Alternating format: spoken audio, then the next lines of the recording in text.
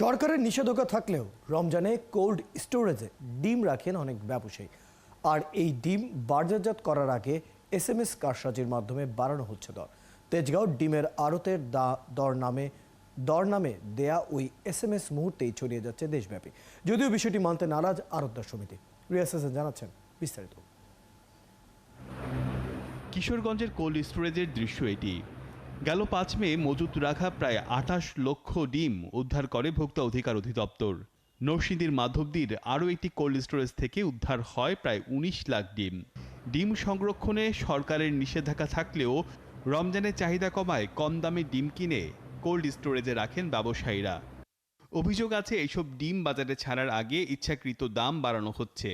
৭১-এর হাতে আসা তেজগাঁও সমিতির দর নামে কিছু এসএমএসে দেখা যায় চলতি মাসের ২ তারিখ থেকে ডিমের দর প্রতি ২৫০ টাকা পর্যন্ত বেড়েছে। এসএমএস দেয়া এই দর মুহূর্তে ফেসবুক পেজের মাধ্যমে ছড়িয়ে পড়েছে দেশব্যাপী। এই সময়ের মধ্যে কম মূল্যে কেনা কোল্ড স্টোরেজের ডিম ছাড়া হয়েছে বলছেন পোল্ট্রি অ্যাসোসিয়েশনের এই নেতা।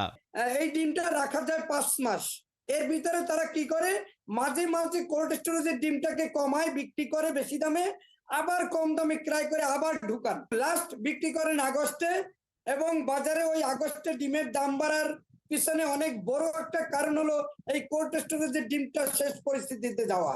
তবে তেজগাঁওয়ের ডিম সমিতি বলছে এই এসএমএস তাদের নয়, কোনো একটি চক্র তাদের নামে এসএমএস চালাচালি করছে।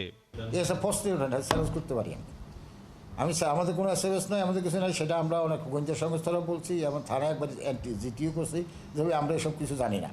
৭১-এর হাতে আসা তেজগাঁও আড়তের কিছু ভাউচারের সাথে এসএমএস এর দরের হুবহু মিল পাওয়া যায়। এইটা কিন্তু খুব অস্থির বাজার না, ডিমের ক্ষেত্রে এটা স্বাভাবিক বাজারই।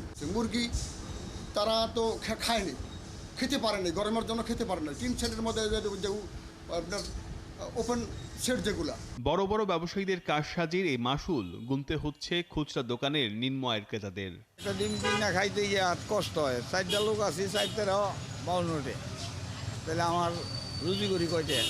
বিষয়টি এখনই নিয়ন্ত্রণে না আনলে তাপ প্রবাহের দোহাই দিয়ে ডিমের দাম আরও বাড়তে পারে বলে মনে করছেন সংশ্লিষ্টরা। রিয়াজ হাসান, ৭১, ঢাকা।